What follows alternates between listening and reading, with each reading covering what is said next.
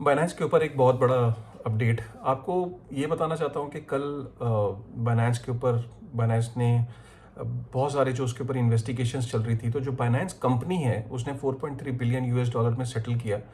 और जो सीजी था, सीजी को जबकि यूएस के किसी कोर्ट ने बुलाया नहीं था, जो सीजी के ऊपर जो एलिगेशंस थी, जो सीजी के ऊपर चार्जेस थे, सीजी ने कहीं ना कहीं एंटीसिपेट करा और उसके कहीं ना कहीं जो लीगल लॉयर्स होंगे, जो जो उसकी पूरी लीगल की जो बैटरी होगी, उन्होंने उसको कहीं ना कहीं एडवाइस किया होगा कि इससे पहले कि तेरे को वो बुलाएं वहाँ पे, इट इज़ बेटर कि तुम वहाँ पे चले जाओ, राइट। तो सीजी, जबकि कोर्ट का कोई आदेश नहीं था, तो सीजी ने यूनाइटेड अरब एमिरेट्स में सीजी रहता है और अब माना ही जा रहा है कि यूएई का सिटीज़न है सीजी। तो सीजी ने वहाँ से फ्लाइट पकड़ी और वो सीधा यूएस पहुँच गया। कोर्ट ने इस बात को अप्रिशिएट किया अपनी एक बात में कि जबकि ये ऑब्लिगेशन नहीं थी, कोई ऑर्डर नहीं था, फिर भी यू आर हेयर, तो कोर्ट ने अप्रिशिएट किया इस बात को। अब सीजी ने वहाँ पे जो बाइनेंस था उसने अपने केस को सेटल करा 4.3 बिलियन यूएस डॉलर में, ठीक है। और जो सीजी के ऊपर जो पर्सनल चार्जेस थे वो भी करीब उसने 175 मिलियन यूएस डॉलर का एक बॉन्ड साइन किया। और उसके ऊपर जो चार्जेस थे, जो बैंक सीक्रेसी एक्ट का जो वायलेशन किया, उसमें करीब 50 मिलियन यूएस डॉलर का उसने सेटलमेंट किया। और प्लस वो खुद वहाँ कोर्ट पे पहुंच गया, जिसको जज ने अप्रिशिएट किया। अब क्या है कि कोर्ट ने ये बोला कि ठीक है, 175 मिलियन यूएस डॉलर का बॉन्ड और उसमें कुछ गारंटर थे, जिसमें 2.5 लाख यूएस डॉलर का एक गारंटर, 1 लाख डॉलर का एक गारंटर, मतलब एक गारंटी देने वाले, एक 175 मिलियन यूएस डॉलर का बॉन्ड और 50 मिलियन यूएस डॉलर का एक सेटलमेंट, जो कि वायलेशन था बैंक सीक्रेसी एक्ट का। अब पर्सनली जो सीजी के ऊपर जो क्रिमिनल चार्जेस हैं, इसमें करीब 23 फरवरी के आसपास जो है, जो सज़ा है उसकी अनाउंसमेंट होनी है। और वो कितनी सज़ा होगी, क्या वो 1 साल की होगी, 6 महीने की होगी, या 1 साल से ज़्यादा की होगी, इसका जो अनाउंसमेंट है वो करीब 23 फरवरी 2024 में होना था। तो कोर्ट ने बोला कि ठीक है, अभी फ़िलहाल we are releasing you from the custody, any sort of custody, लेकिन यूएस में वापस 14 दिन पहले जो है तुम पहुंच जाना, क्योंकि जो 23 फरवरी को जो अनाउंसमेंट होनी है 2024 में तुम्हारी सज़ा की, उससे 14 दिन पहले के आसपास तुम अमेरिका में पहुंच जाना, ठीक है। ये बात थी कल की। तो कहीं ना कहीं ये दिख रहा था कि बाइनेंस ने केस सेटल कर लिया 4.3 बिलियन यूएस डॉलर में, और उस सेटलमेंट का पार्ट में सीजी को बोल दिया कि भाई 3 साल के लिए अब तुम कोई सीईओ नहीं बनोगे बाइनेंस का, और एक अपना 175 मिलियन यूएस डॉलर का बॉन्ड दोगे, और 50 मिलियन यूएस डॉलर का तुम्हारा सेटलमेंट है बैंक सिक्रेसी एक्ट के अंदर। और जो तुम्हारी सज़ा है वो भी निर्धारित होगी, क्रिमिनल चार्जेस हैं वो 23 फरवरी को अनाउंस होगा। और 23 फरवरी 2024 में, और 14 दिन पहले तुम यूएस में आ जाना। ये समरी थी कल तक की। लेकिन आज जो पब्लिक प्रोसिक्यूटर हैं, जो वहाँ पे जो गवर्नमेंट की तरफ से जो रिप्रेजेंट कर रहे हैं केस को, उन्होंने बोला कि नहीं, सीजी वापस नहीं आएगा, और इसको छोड़ना सही नहीं है, इसको अमेरिका से जाने नहीं देना चाहिए। ये अब अमेरिका में आ गया तो इसे अमेरिका में बिठा के रखो, चाहे जेल में मत भेजो, बट इसको यूएस से ये वापस नहीं जाना चाहिए। और हो सकता है कि सीजी भाग जाए, he might be on the run, और ये यूएस में वापस ना आए। और ये यूएई का सिटीज़न है, और उससे हमारी कोई म्यूचुअल एक्स्ट्राडिशन अग्रीमेंट नहीं है। मतलब ऐसा नहीं कि हमारा एक एक्स्ट्राडिशन होता है कि कोई भी क्रिमिनल होता है और जिसको अगर अमेरिका को चाहिए तो वो एक्सचेंज, मतलब अगर तो वो उसको भेज देते हैं, ऐसा हमारा कोई डायरेक्ट वो नहीं है, और ये आएगा नहीं। तो ये वहाँ के पब्लिक प्रोसिक्यूटर का कहना है, जिसपे अभी फैसला जज ने नहीं सुनाया। अगर जज ये रिव्यू करने के लिए बोलता है अपने फैसले को, तो फिर ये एक बुरी खबर है सीजी के लिए, और सीजी यूएई में वापस नहीं आ रहा। फिर जब तक 23 फरवरी 2024 को जब तक सज़ा का अनाउंसमेंट होना है, तो तब तक उसे यूएस में रहना पड़ सकता है। फिलहाल इस पर जो डेवलपमेंट होगी वो मैं आप तक ज़रूर लेके आऊँगा। लेकिन इम्पॉर्टेंट बात यह है कि एक चीज़ पक्की है कि बाइनेंस अब एक कॉइनबेस क्रैकन की तरह ही है, रेगुलेटेड एक्सचेंज हो गई है।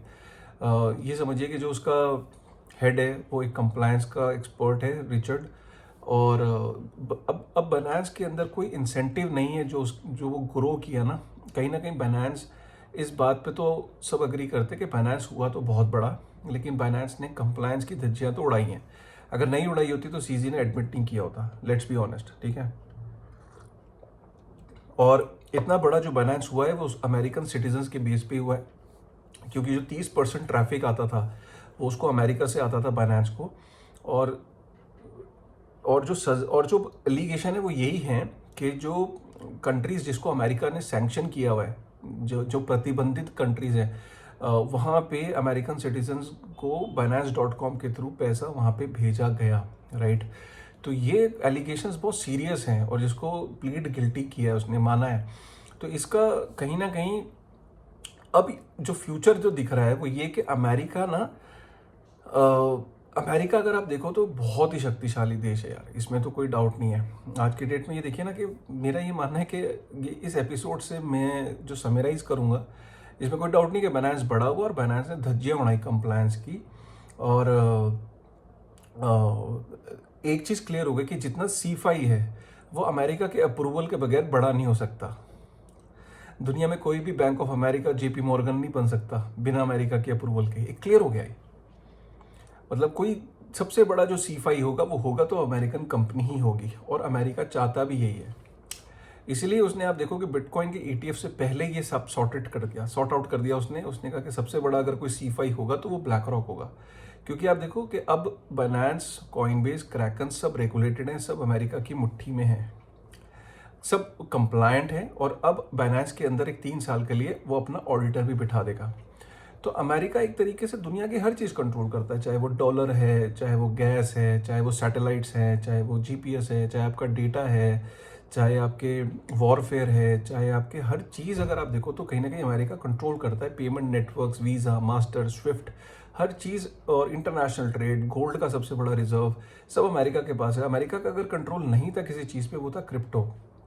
तब उसने क्रिप्टो पे भी कंट्रोल करना शुरू कर दिया। कॉइनबेस उसके पास, क्रैकन उसके पास, बायनांस उसके पास, अब बाकी एक्सचेंजेस भी कहीं ना कहीं सरेंडर कर देंगी।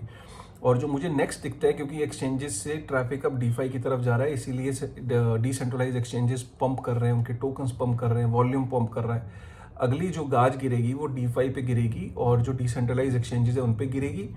और उसके बाद जो तीसरे फेज में गिरेगी वो प्रूफ ऑफ स्टेक पे गिरेगी।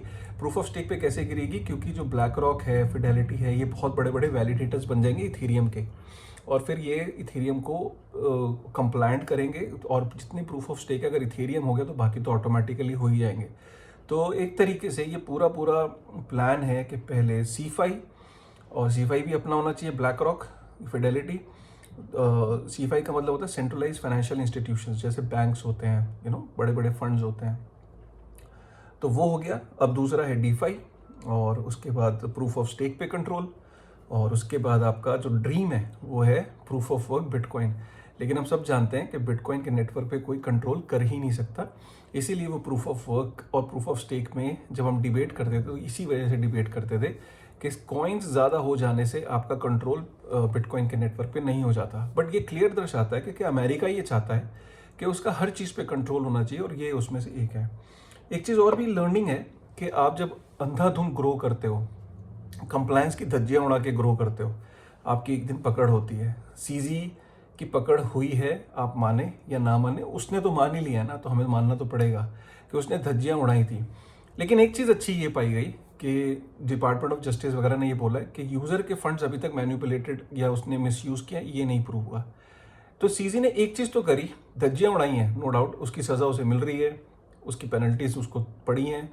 लेकिन उसने ये भी करके दिखाया कि जब एक स्केल पे आप एप्लीकेशन ग्रो होती है, इकोसिस्टम ग्रो होता है, तो यूज़र को उसने सर्वोपरि रखा। यूज़र के फंड्स को उसने FTX और बाकी एक्सचेंजेस की तरह रख पुल नहीं करा। तो ये उसको क्रेडिट जाता है। लेकिन कंप्लायंस की धज्जियां उड़ाना ऑब्वियसली ये एक गलत काम है, क्योंकि अगर ऐसे हर एक्सचेंज करती तो कॉइनबेस भी बायनांस बन सकता था, राइट। तो ये उसके लिए उसको जो सज़ा है वो मिल रही है। लेकिन यूज़र्स सेंट्रिक सॉरी, तो यूजर सेंट्रिक जो ट्रस्ट है, अगर उस ट्रस्ट को बिल्ड करके दिखाया, वो सीजी ने करके दिखाया, इसमें कोई डाउट नहीं है। सीजी ने एक बेंचमार्क करके दिखाया कि एक्सचेंजेस को किस तरीके से अगर ग्रो करना है ग्लोबली, तो उनको यूज़र फंड्स को कैसे प्रोटेक्ट करना ये करके दिखाया।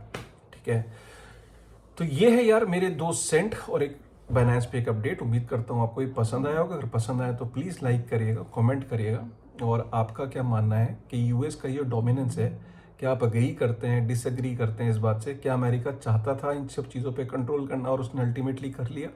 राइट, आपका क्या थॉट है? एक बारी कमेंट करके ज़रूर बताइएगा। Thank you.